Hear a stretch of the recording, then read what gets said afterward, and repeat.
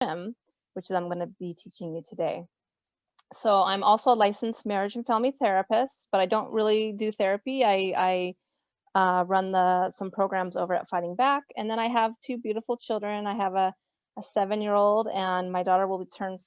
It's people are busy and probably getting home from work and a little tired, and that's okay too. So if you want to say something, just shout it out, or if you want to just put it in the chat, Ms. Trombetta and Mr. Gata will kind of monitor that for me. But if I see it, I will definitely try to answer those questions. Okay, so we're going to talk, the first thing we're going to talk about is some resiliency questions. And so this is about, we always want to find out what is helping you the most right now, and who or what is giving you strength, and who or what has helped you get through hard times in the past. We are going through some very, very difficult times right now, right? We're going through a pandemic with COVID-19. And so it's been really tough for you all, I'm sure, about managing work and distance learning with your children. And it's been really challenging. And so, but we're all resilient. We get through hard times, right? And so sometimes when we have stressors in our life, it's important to think of these resiliency questions. And that will kind of help us refocus. And so, sorry, just want to get to the next slide. I don't know why it's not going. There you go. So what we do is we call it a resiliency pause. And so a resiliency pause can help bring you back into a balanced state in mind and body. During difficult times, it is so important to remember what else is true. Right? So we're in a pandemic, but, maybe we still have our jobs, or, our kids are healthy, our kids are safe. So it's really important to kind of think of those things. And so for a moment, we will pause to invite you to call to mind your answers to the resiliency questions, just for a few moments. So what gets you through hard times? What uplifts you? What brings you joy? We're going to talk a lot about resiliency today. So resiliency is in the individuals and communities' ability to identify and use individual and collective strengths in living fully with compassion in the present moment, and to thrive while managing the activities of daily living. So yeah, you all are resilient, and then our community is resilient, right? Santa Maria High School is resilient. Look at what they're doing. They're bringing the kids back. They're trying very hard to provide you all with these, wonderful workshops and things, because they know that everyone's been through a really difficult time this year. So it's really important for us to think about resiliency. So we're going to talk about the community resiliency model set of 6 wellness skills. And so these skills, we're actually going to only be talking about 4 of them today. But with CRIM, these skills can be used across a lifespan. So I told you before, my daughter's almost 5, but I started using these skills with her at 3. So when, with 3-year-olds, toddlers, right, they like to tantrum, they get frustrated easy. And I've been able to use these skills with her to kind of calm her down and get her in a good place. You can use it across cultures.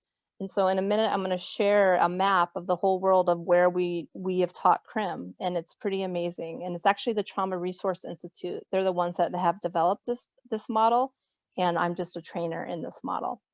But any culture can use this. And then we can use this with different literacy abilities. So you don't need to know how to read or write. This works for anybody. So it's really nice.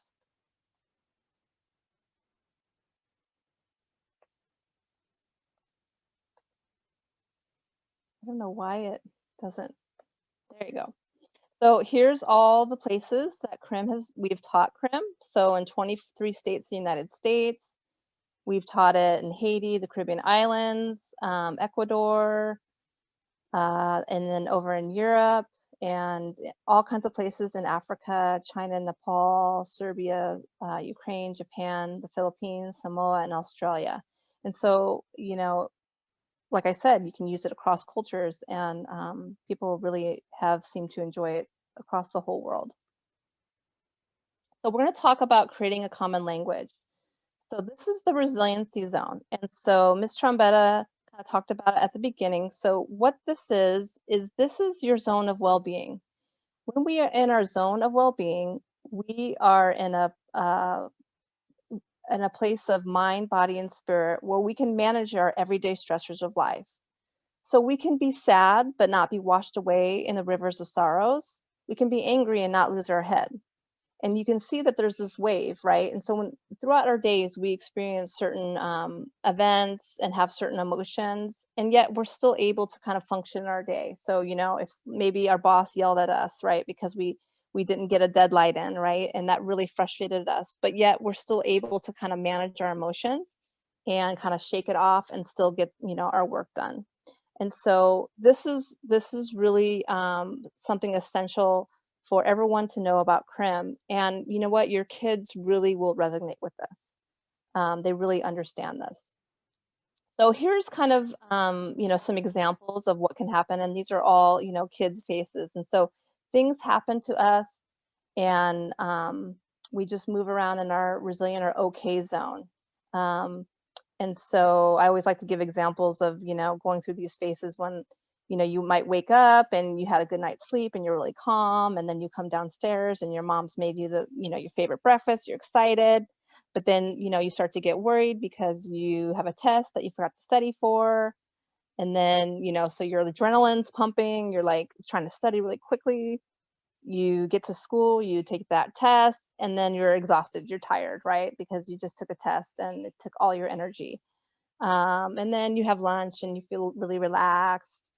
But then after lunch, you find out one of your friends is moving away, so you feel really sad. Then, maybe later again, maybe a teacher talks to you the wrong way and you get really angry. And then it's time to go home and you're really happy. And then, maybe on your way home, you accidentally, almost get hit by a car because they ran a red light or something and you get scared, right? So these are just examples of, you could be going about your day and experiencing all these feelings and all these thoughts, but you're able to still function and be okay. Hopefully that makes sense to everybody.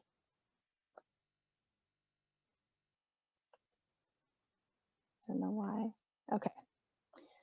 But what can happen to us, and this happens to every single person, is that we experience a traumatic or stressful event or stressful or traumatic reminder. And all of a sudden now whatever stressful event happens kicks us out of our zone, okay? And so when we go high out of our zone, we experience feelings like we're edgy, we're irritable, we're manic, we have anxiety, we have panic symptoms, we have anger outbursts, or we have pain. So that's when we go high on our zone, that means we're stuck in the high zone.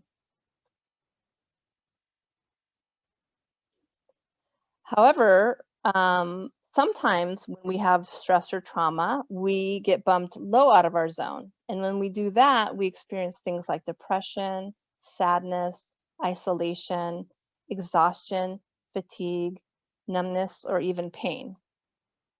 And when that happens, we're stuck in our low zone. So what I like to ask people, has anybody here, show of hands or reaction, has anybody ever been stuck in the high zone?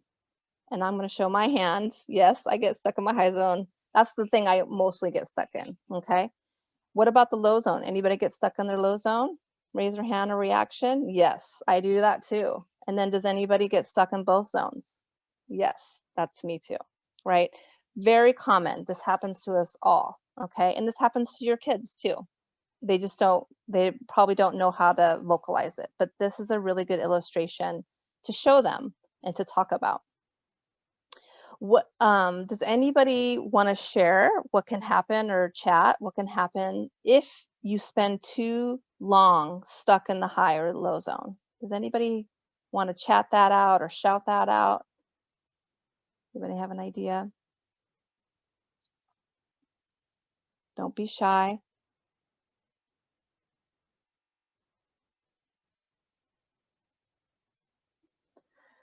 Well, I'll tell you what can happen. If we're stuck in the high zone, we can get it, our relationships can be harmed, right?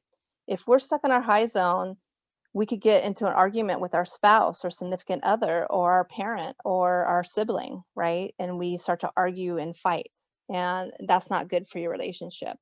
Or what happens if a student, one of your students comes to school and they haven't been in their zone, and the teacher says, I want you to take out your book and turn to page 10. And let's say your student is not feeling, good that day. They might go off on the teacher, right? And the teacher's like, okay, you're getting detention, right? So it can be very problematic to be stuck in the high zone. And then if we're stuck in the low zone, that could affect all kinds of things too. Like if we're feeling exhausted, fatigued, maybe we start calling out sick because we just don't have the energy to go to work. And then that could influence how, our jobs, and our boss, is like, hey, what's going on? You keep calling in sick.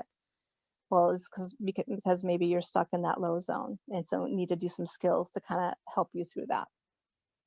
So like I said, everybody gets stuck in the high or low zone all the time. It's just a matter of what do we do when we get there, and how can we get back to our okay or resilient zone.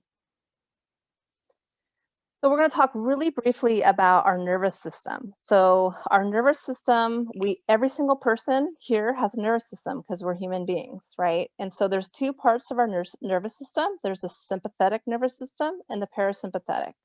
The sympathetic nervous system prepares our body for action. And so when we have a lot of stress, things happen in our body, and our nervous system, our sympathetic nervous system kicks in.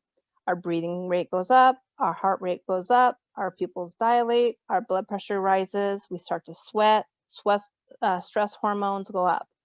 But your digestion and saliva go down, right? Because your body is preparing you to do all these things, right? To kind of react, right? Because you're stressed. Once that stress goes down, your parasympathetic nervous system kicks in. Our breathing rate goes down, our heart rate goes down, our pupils constrict, our blood pressure goes down, sweating decreases, and our stress hormones go down. And then digestion and saliva kick back in. So that's kind of how the sympathetic and the parasympathetic work. And this is important to know later on when we talk about what happens to our bodies as we experience stress. So we're going to talk briefly about some common reactions. And before I move on, does anybody have any questions about the resilient zone or anything we've talked about so far? No? Okay. Like I said, feel free to say anything you want or to chat in the box.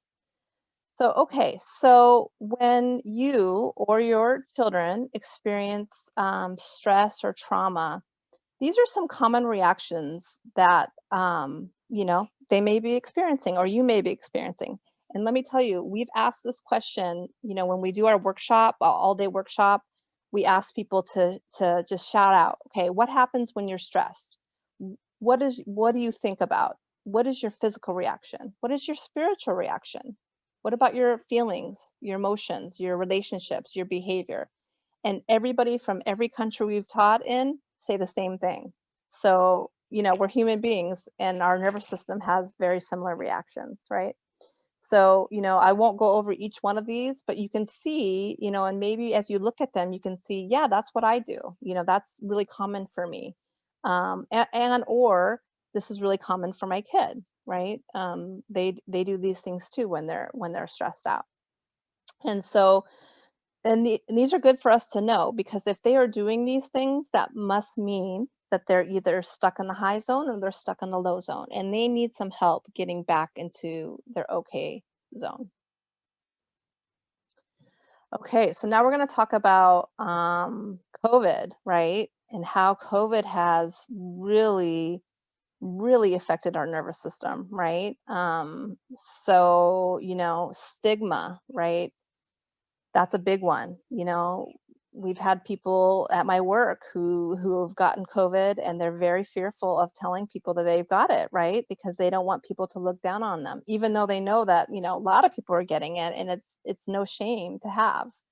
There's a lot of polarization around mask wearing. Should we wear masks? Should we not wear masks? inequality around the vaccines, right? There's, things are going better now, but at the beginning, we talked about who's going to get the vaccine. Are the wealthy going to get it first? And, how's it going to be fair?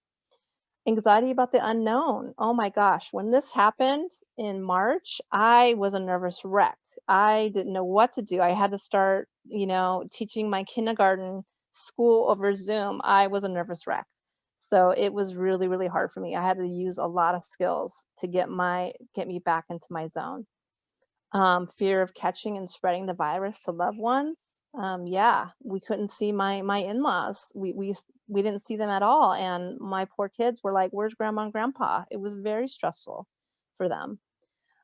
Disruption of social network and isolation. Yeah, our friends, we couldn't see them. And, Zoom is fine and all, but I don't know about you guys, but I didn't really know much about Zoom before the pandemic. And now I think I'm a Zoom expert, but at the beginning it was very hard to navigate the whole Zoom thing. Financial housing and food insecurity. Yeah, this is really a major issue for a lot of people. Grief, those people that have unfortunately lost loved ones to COVID, job layoffs or job losses, chronic mental health challenges. We know that people are are having more mental health challenges because of the pandemic. So these are very common reactions, and so we know this, and so hopefully we can learn these skills to help us, like I said, get back into our zone, and so we can still function and be our best selves. So sometimes though, after a crisis, there's also reactions connected to well-being during and after a crisis. And so we talked about it early on, resiliency. We're very resilient human beings. Your children are resilient human beings. And it's amazing, how well they can cope with, adverse situations. Strength and courage, renewed relationships, gratitude. I'm so grateful that my children are okay and they're not sick. Advocacy, right? Advocating for your loved ones, appreciation of your loved ones, forgiveness, hope and faith, wisdom, and compassion for self and others, and new meanings. So those are also important to remember. So we're going to talk a little bit about biology versus mental weakness. So CRIM is the focus on biology of the human nervous system. And we already talked about the common human reactions to stressful traumatic events that affect the mind, body, and spirit. And CRIM helps individuals learn to read their nervous system and return to the zone of well-being called the resilient zone through the use of simple wellness skills. What I really like about this is it's not saying something is wrong with your head or, why can't you just get over this pandemic? Or why can't you get over this, whatever, stress at work or, whatever it is that you're dealing with. It's not that easy because our bodies are our bodies and they just react to stress. It is what it is. And so this is nice because you don't have to feel like there's something wrong with your head or something. Why can't I just think this stress or these reactions away? It's not that easy. Your body just reacts and it's okay. And we all experience those things. So neuroplasticity, that's a big word, but basically they say that if we learn new skills to cope with stressors in our life, we can actually change the way our brain is functioning and creates new neurons. And so maybe we reacted in bad ways before. Maybe we got angry at others or got into fights and things like that when we experience stress. But if we start to practice the skills that we're going to talk about, it can create new pathways, and you can actually. It takes time to kind of change your brain, but after a while, it'll just naturally form new pathways, and you'll just easily use those skills, which is really nice. So ACEs, we won't go too much into ACEs, but ACEs just stands for Adverse Childhood Experiences. And so, a lot of people experience, adversity in their childhood.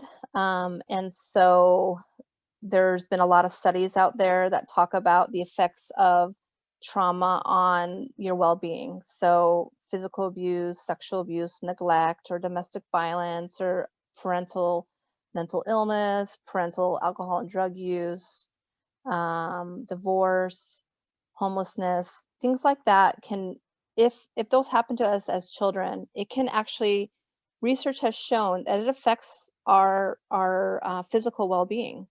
So certain kinds of cancer rates go up. Whether or not, people use drugs or alcohol or abuse them as adults depends on if they've had adverse childhood experiences. So really ACEs is affects our whole lifetime. And so we want to really intervene and help others who are experiencing these things. We also talk about community. If you're living in a really bad environment where there's violence, gang violence, that's very traumatizing. Or structural racism, or lack of jobs, poverty, things like that is can really impact our physical well-being. So this is what it's really talking about. All this adversity can affect our physical well-being. Our body reacts negatively to that. And then, of course, we talk about environment, the pandemic, the fires, the floods, right, that we've all experienced. That can all be very damaging to our nervous system. We talk about toxic stress, which is too much stressors and too fast, too little, nurturing for too long, right? So if somebody's being neglected, too much for too long, and that could be like abuse or violence, right? If you're experiencing that for too much. So now we're going to talk about, so I've kind of given you a really brief rundown. This is very brief. Normally this training is about at least 4 hours long, so we're very brief here, but hopefully we'll give you some skills that you can take home with you today. So everyone knows about the resilient zone. So when you're resilient zone, you're good. When you get bumped high or you get bumped low, you need to do a skill to get you back down into there. So we have these help now or reset now skills. These are immediate skills that you can do to get you back into your zone. And this is a nice little picture here, and we'll go through each one very briefly. There's 10 skills on this poster, and I don't know, Ms. Trombetta, if you have some of these posters at Santa Maria High School. If you don't, we can send them over to you and put them in the hallways if you would like. But basically, they just talk about all these skills, and we'll talk about them right now. So again, very quick skills. Do something, you're really upset. Your kid is, yelling at you and angry at you, and so you do quick skills and get them back into their zone. So the first one is drinking a glass of water, juice, or tea. And I always give this example of when I had to have a really tough discussion with my father about, he was 75, and we had to talk about end of life stuff about his will and his power of attorney. And he got really upset with us, me and my siblings. He started yelling at us, being kind of belligerent. And my sister was getting upset and she was trying to talk to him, and he just wasn't there. He was out of his zone. So I said, Dad, I'm going to get you a nice cold glass of water. Gave him a cold glass of water. He took a long drink, and then he was calm. And he said, thank you. That's exactly what I needed. Now, we still had to have that really serious conversation about, power of attorney and wills and stuff, but at least he was calm. Drinking a glass of water. I always give it to my kids when they're getting upset. Touching a surface. Noticing the surface that you're on. If you're in a meeting and your boss is really making you upset and bumping you out of your zone, just touch that edge of the chair and see if that can, really help you bring you down to your zone. Look around the room or space, paying attention to anything that catches your attention. I do this a lot with my daughter. She's 4 and she struggles at nighttime. Right before bed, she starts to get really grumpy and cries and stuff. So I say, Emmy, tell me about those 10 unicorns that you have in your room. Which color do you like the best? Which one's your favorite color? Oh, I like the purple one, right? Immediately she gets out of that grumpiness and that tantrum because, I've kind of used this distraction technique to get her back into her zone. Name 6 colors that you can see right now. Similar, to the example I gave, I use a lot of colors with my kids. Young kids really like that. If you point out, hey, what's your favorite color? Or, hey, what's that on the wall? Is that blue or is that green? What color is that? When they start to feel really upset. And you'd be surprised how quickly it gets them back into their zone. Counting backwards from 20. This is always a good one. Noticing the temperature of the room or space. Is it cool, warm, hot, or cold? So again, talking about having them focus on something other than what's being upsetting them. Notice the sounds within the room and outside. I do this a lot too with my kids. They have a little sound machine that they listen to at night. And if they start to get really crabby, I'll say, "Hey, let's listen to that music that we have on. What's your favorite one? Which one do you like the best? Or do you hear that bird singing outside? It's so beautiful. Let's just pause a little bit and listen to that bird." And it works really well. Walking around the room and noticing feet making contact with the ground. And so usually I like to actually do this with people because that's helpful too, to just kind of take a walk with them if they're willing to let you. And then lastly, pushing your hands or back against the wall. This is really, really effective if you're feeling really upset or out of your zone. Just push your hands on the wall. If you don't want to push forward, you can lean back. And, sometimes the coolness of the wall can just really calm you down. So those are some help now skills.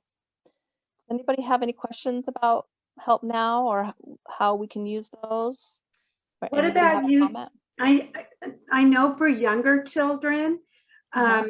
those are great. Would you use them in the same way with the teenagers? Oh, Um, yeah. the older Mhm. 15, 16 Yeah. year olds? Yeah, I mean, with those, because they're older and they understand. It's like with little kids, they don't, you can explain to them like, "Oh, when you're calm, you could do this," but it's more like prompting them. With older kids, it's like, "Hey, Johnny, you're really upset. Let's go take a quick walk. Let's go. What do you like to do, or what's best for you?" When we would Fighting Back would do camps and things for kids in the summer, and our 12, 13 year olds, we'd always have water bottles with them, and if we noticed that they were not doing well, we'd say, "Hey, let's go take a water break. Let's get a drink of water," and we'd all take a water break. It works for anybody, and it's okay, and we want to tell them, use this skill. Here's this water bottle. Use this when you're feeling upset. You'd be surprised at how it helps you. Great question. Great question. Okay, so now we're going to talk more about the other skills. And so we talked about help now, and now we're going to talk about tracking. And tracking is a little tricky. So if you don't get it right away, that's okay, because we'll talk about resourcing, and resourcing is a good way to talk about tracking. And then last skill is grounding. So everyone should have most people have a smartphone, and so I just want to let you know that all the skills that I'm talking about today, there's an app for it on your phone, and it's called iChill. It's on your if you have an Android or iPhone, and this is what it looks like. You just go to your Play Store. Okay, great. Mr. Gata is showing us. Perfect. Thank you so much. Just go to your Play Store. It's free. You can, put it on your phone. It's in Spanish and English. And you can see right here on the screen that you can go, it talks about the resilient zone, and it talks about some resiliency images. If you're feeling overwhelmed, you can just go and look at those nice images. And then the skills that we talked about, the help now, and then the ones that we're going to keep talking about. Okay, so tracking is reading sensations. So tracking is the foundation for helping stabilize the nervous system. And so this is noticing or paying attention to sensations, to what is happening inside the body at the present moment. So these are things like, when you think of sensations, you think of senses, right? You think of smell, taste, hear, um, feel, right? So those are kind of sensations. And so we really want you to kind of pay attention to what your body is doing during times of stress, and what your body is doing when it's happy, when it's not stressful, even more important. So expanding well-being. So our thoughts and our feelings and our sensations are all connected. So we might be feeling anxious, and we might be thinking, "Oh my gosh, I'm so anxious," right? But we feel that actually your body senses anxiety before you even feel it and before you even think it. Isn't that crazy? I'll give you an example. When the pandemic hit, I, was taking, I have a great boss. He's awesome. And he says, "Shayna, if you need to work from home because you're helping your kids with distance learning, go help them." And, we got our mask and we were safe and everything. And so in my head, I'm thinking, everything's going to be okay. I'm safe. I'm safe. I'm okay. But inside my body, I was a nervous wreck. I was nauseous, so those were sensations I was feeling. My heart was pounding, I had a loss of appetite. And so those were all sensations happening in my body. And even though I was thinking to myself, this is fine, I'm going to get over this, my body was telling me otherwise, right? So it was giving me a clue into, hey, you need to do something to help yourself, because you might be thinking you're okay, but your body is sensing a lot of stress. So that's a good example. Another good example is when someone gets angry, your ears might feel really hot or red, and are really warm, and that's a sensation. And then you think, oh my gosh, I'm really angry, and so the thoughts come after you experience that sensation. So that's kind of what we talk about when we're talking about sensations. What we pay attention to grows. So naturally, human beings, we are made to notice sensations that are unpleasant. So if we put our hand on a hot stove, our body, tells us, pull that hand away because it's hot, it's going to burn us, right? And that's a survival technique, right? It's a way to survive so we don't get burned or whatever. But sometimes it kind of overlaps our good feelings, right? So if we're feeling really, anxious inside, we want to tell people, where do you feel not anxious inside? Do your feet feel good? Do your hands feel good? How about your heart? Does your heart feel good? Where in your body does it feel pleasant? And we want you to more focus on those pleasant sensations versus the unpleasant sensations. This is a really good description. So a sensation is a physical experience in the body. Sensations originate in billions of receptors distributed in every part of the body. Life experiencing, including our thoughts and feelings, have a corresponding sensation within the body. So you can see here, these are people self-reporting. So if somebody says that they're anxious and they describe where they feel their anxiety, you can see in this yellow part of their body, in their hands, they feel increased sensations in their hands, in their chest area, and their head. Makes sense, right? When we're anxious, that's where we feel it. Love. When we feel love, where did this corresponding sensation happen? In our heart. Look at how yellow that is. That's showing that that's where our sensations feel that. But let's go to some place like, let's see, sadness or depression. Whoops, sorry about that. In the blue part, right? Those are the ones where the blue limbs, um, those are like sadness and depression, right? And that makes sense. When we're feeling sad or depressed, we don't want to get out of bed. We don't even want to move our arms and legs, right? So this is just a good illustration of how our sensations correspond to how we feel. When we learn to discern the differences between sensations of distress and well-being, we begin to have a choice of what we pay attention to on the inside. And so we're just going to track that and determine if the sensations we feel are pleasant, unpleasant, or neutral. And then if we experience a pleasant sensation, like if I start to think about my children, I feel a warm sensation in my chest, right? So I want to notice that more. So then it makes me even feel better, right? It makes me get to my resilient zone that much quicker if I really focus on that. But if I start to feel maybe my kids really annoyed me yesterday, and so I'm not going to think about my kids because it's just going to, maybe not bring up that warm sensation. So maybe I'll think about something different. So that's what we want you to do today, is kind of really track inside your body some sensations you might be feeling. Okay, so we're going to go a little bit quick here because I know we're running out of time. The next one is called resourcing. Resourcing is, so this is a good way to develop a personal resource, is noticing a sensation on the inside. So when we look at this picture, we say, what might be pleasant for people in this photo?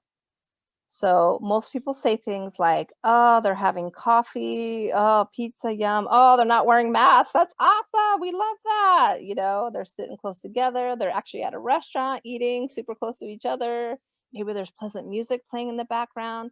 Maybe they're making nice cappuccinos and coffees, and it's just a really nice environment. The warmth coming in the windows. So yeah, just even thinking about this is bringing up pleasant sensations for me. So we're going to talk a little bit about my resources. So a resource is any person, place, thing, memory, or part of yourself that makes you feel calm, pleasant, peaceful, strong, or resilient. A resource can be real or imagined, and it can be internal or external. So it can be, when we say real or imagined, it can be like a superhero, right? That's an imagined thing. Or internal could be a quality about yourself, that you're strong, that you're resilient, that you're peaceful. Anything that you attribute to something that's, calm, peaceful, pleasant. So I'm just going to go briefly over my resources because I want you guys to kind of know about me a little bit. So these two are my little kiddos that I've been talking about. This is Emmy, and she, like I said, she's going to be 5 in a couple weeks, and so she's super fun and cute. And then Samuel, he's my 7-year-old. They are the sweetest little guys, and they love each other, and they can't be without each other. So even just talking about them makes me feel warm inside, I want to smile all the time just when I'm talking about them. So that's a good example of something that brings me calm and pleasant sensations. And then in the middle picture, that's me and my husband. That's on our honeymoon. We got to go to Bora Bora, which is in Tahiti. And let me tell you, if you can go to Tahiti, do it. It's beautiful.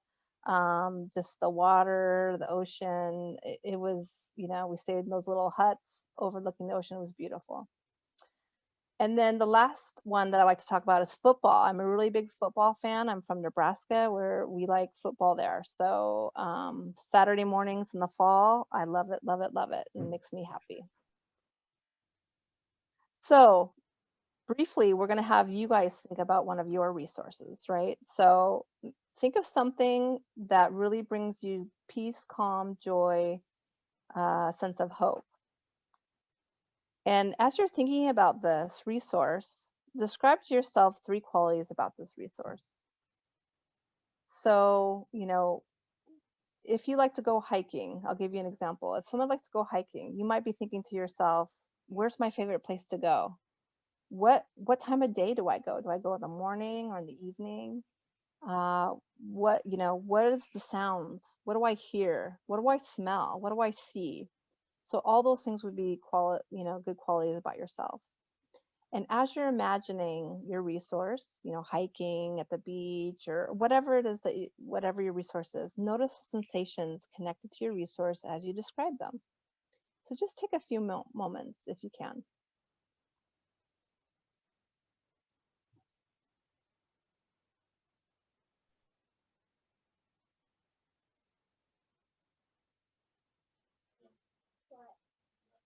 Does anybody want to share how they're feeling or what that's like for them or sensations that they've experienced?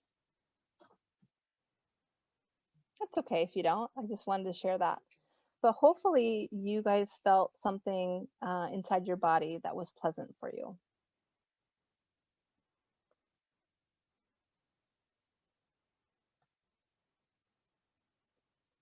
Sorry, I'm trying to go forward and it's not going. Okay, so then for children, especially little children, but this could even work with your teens who like to draw. Ask children and teens resource-oriented questions such as, who is your favorite friend, pet, etc.? What is your favorite activity? Game, jump rope, soccer, baseball, football, dance, band, 4-H, whatever it is. Who's your favorite character in a book, movie, etc.? And for little ones, they like to, who like to draw, maybe who can't write things out, they can draw pictures. So it's really, really nice to have something for them to think about if they're out of their zone. The next one and the last one we're going to talk about today is grounding. So grounding, and many of you may have kind of experienced this skill before, is the direct contact of the body or part of the body with something that provides support in the present moment. So gravitational security is the foundation upon which we build our interpersonal relationships. If our relationship to the earth is not safe, then all other relationships do not develop optimally. When we are grounded, we have a sense of self in relationship to present time and space. We are not worried about the past or the future. So what's so great about grounding is, we're so busy. We have a very busy culture, I don't know about you guys, but as a mom, I'm constantly thinking, what am I going to make for dinner? What are we going to do next weekend? Am I going to sign my kid up for this sport? I'm constantly on thinking overload. Or I'm worried about the past. Maybe I said something and I haven't heard from them in a while. And maybe I offended them. And so I'm thinking about that or whatever it is. When you ground, you're intentionally taking a moment to be in the present moment and focusing on the ground or something stable. You're not thinking about the past and you're not thinking about the future, just the present moment. You can ground in many ways. So you can walk or pay attention to the steps. You can stand against a wall. You can lay down on a surface or float in the water. In the Philippines, they ground in the water. It's pretty cool. They can do it through a part of your body, like hands or your feet, or sitting on a chair, sofa, or the ground. And so we're going to do grounding right now. Hopefully, you guys will enjoy it. So this is coming from the app. So if you go into your app and actually go into the grounding, it will be Elaine Miller-Karras's voice. And so I'm going to have her on here too. And so we're just going to do that for a few minutes. And this will be one of the last slides and we'll be done with our presentation. So I'm going to go ahead and play that for you all. The skill of Can you grounding. hear it? Grounding refers to bringing your attention to your body in the present moment by noticing how your body or a part of your body is making contact with a surface. You can ground by sitting, standing, lying down, or finding a position that is simply comfortable for you. So find a comfortable position. As you find a comfortable position, notice how you're being supported by the chair, the sofa, the bed, the floor, the wall, or the ground.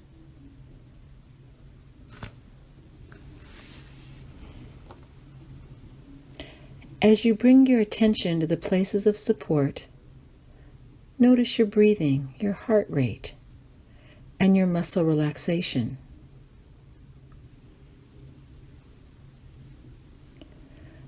Notice especially any places inside that feel more relaxed, more pleasant, or neutral.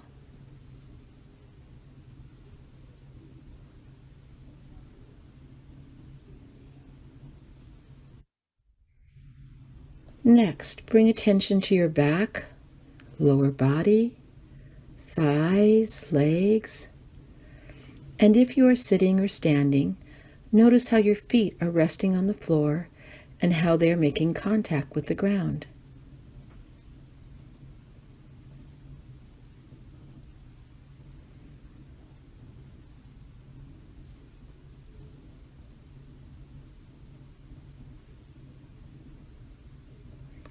Bring your attention to the sensations that are calming, pleasant, or neutral within your body, and take your time.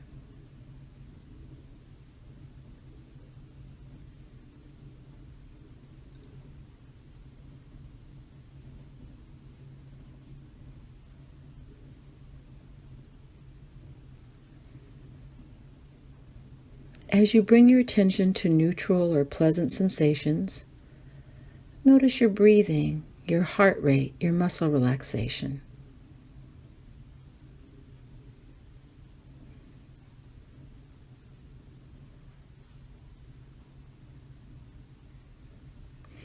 And if you become aware of an uncomfortable or even painful sensation, shift your attention to places that feel better, more comfortable, or neutral. Noticing the change.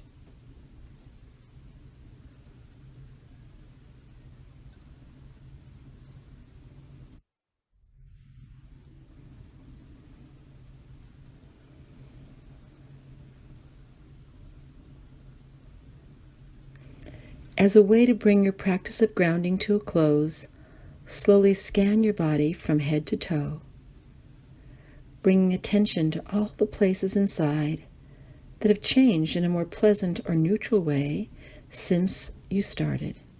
And take your time.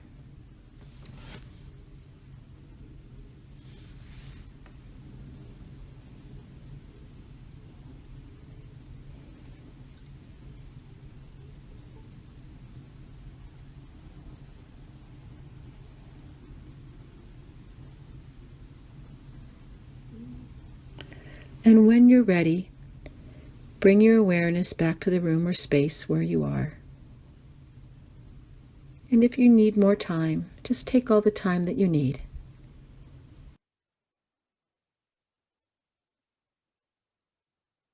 Okay. Well, hopefully that was relaxing for everybody. I know I enjoyed it.